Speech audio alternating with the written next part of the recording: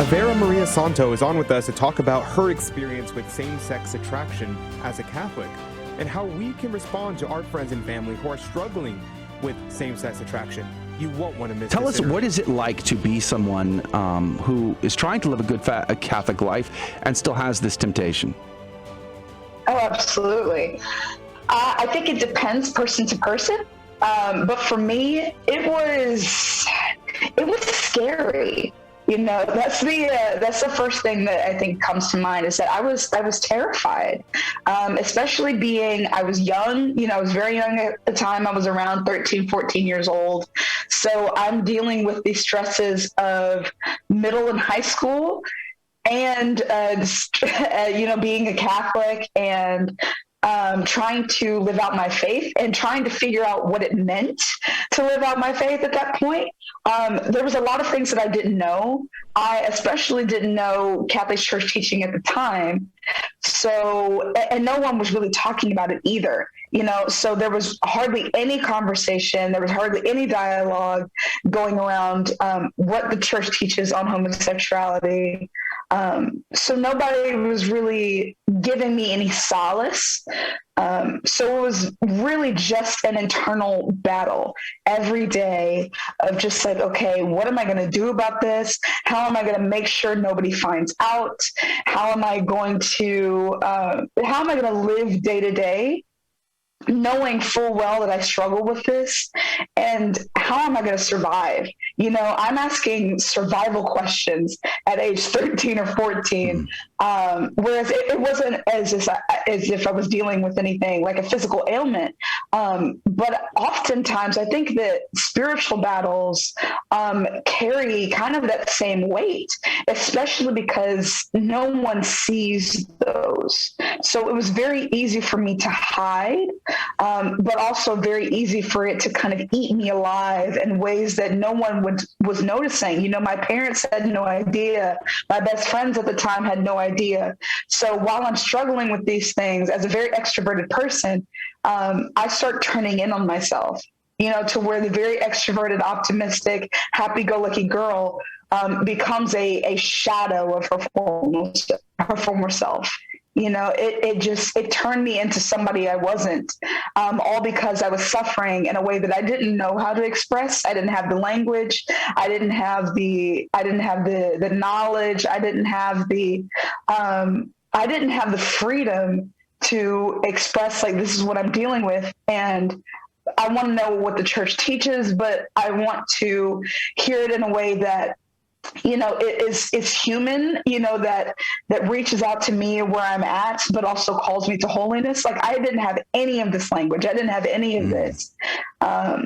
So it was very much so just a trial, and it was suffering for many, many years until I had someone, a spiritual director of mine, talk me through it. But that wasn't until I was a junior or senior in high school. So that was several years later. Avera Maria Santo is our guest, a young woman who was trying to live out the Catholic faith, but also had struggled with the same-sex attraction. Now, Avera, did you have a coming out of sorts? How far down into the sort of the LGBTQ life were you going? Right. So I wasn't in the lifestyle very much, praise be to God, because I don't know if I would have been able to come out of it. I know many people who have, but just knowing me, knowing my personality, I don't know, knowing my tendency to pride, I don't know if I would have been able to come out.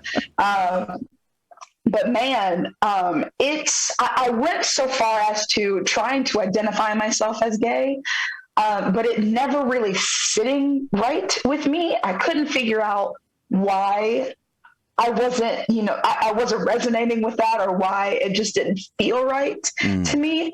I never, it's so funny. I tell people I never acted out on it, but I actually remembered, I think with some therapy and some different things like that I did actually, quote unquote, have a girlfriend for like 2 weeks. Somebody I met online when I was like 14 years old. I completely forgot about this. I think because it was such a traumatic time for me. that there were plenty of things that I blocked out for several years. There was like a 3 or 4 year period of my life that I just didn't remember almost anything about.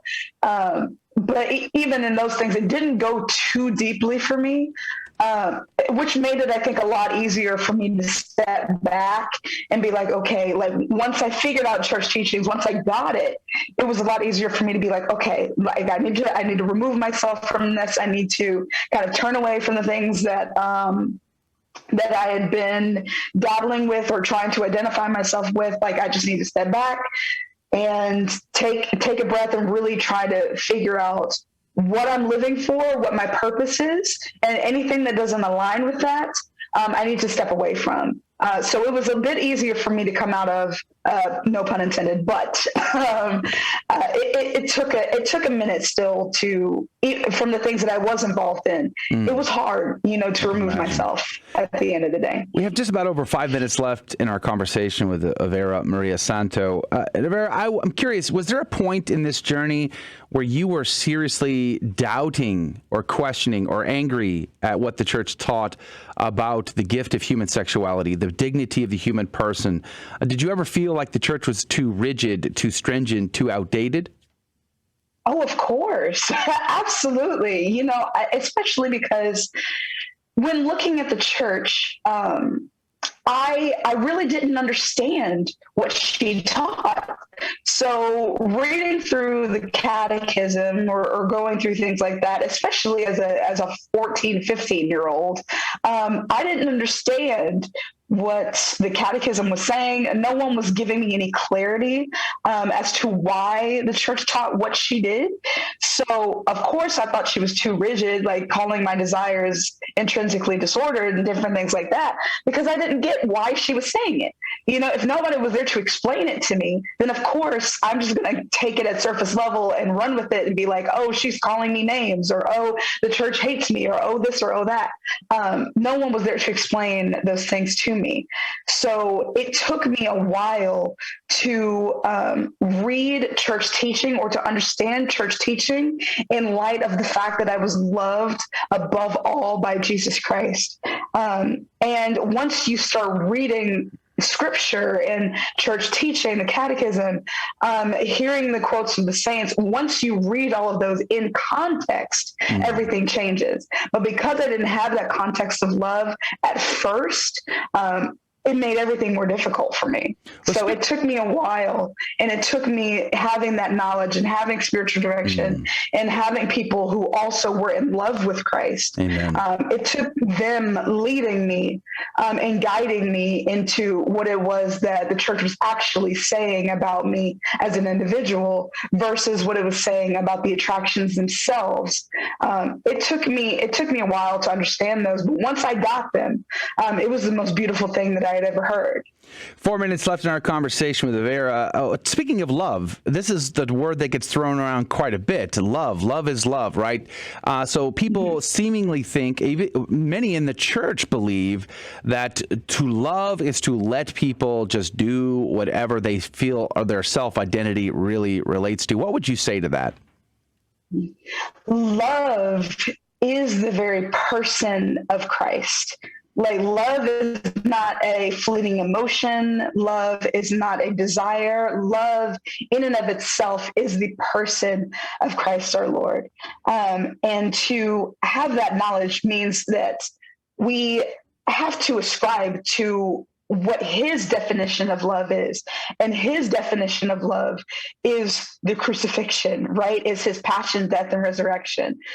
So looking at love in that context, love in and of itself is in fact love. Nobody really understands the gravity, the true weight of that statement, that God is love. So it is true. Love is love. God is love. But love is not an emotion. Love is not, okay, I don't want to hurt this person's feelings, so I'm just going to let them do as they want. No, love is willing the good of the other.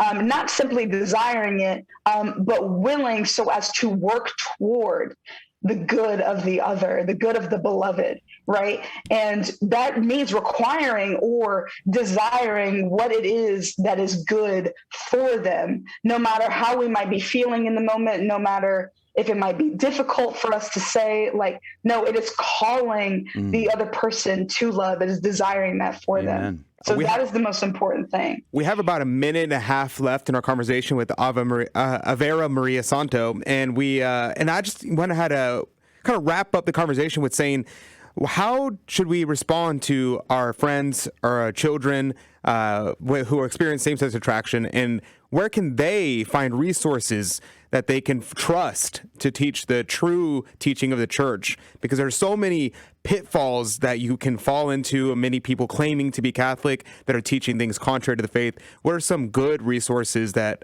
people can look to? 1 minute. The best resource that I know is an organization called Courage and Encourage. So you can find them at couragerc.org, as I believe the website. And John Paul II himself said that courage is doing the work of God.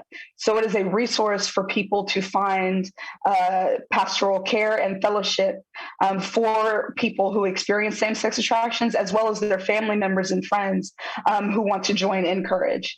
So John Paul II himself said it, and Courage has been around for well over 40 years, and they've been doing the work of God. They've helped me over the past 4 years that I've been a member.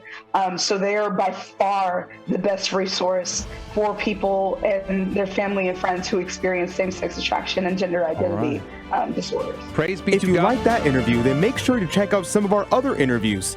And don't forget to like and subscribe and share this interview with someone that you think will find this informative and inspiring. God love you.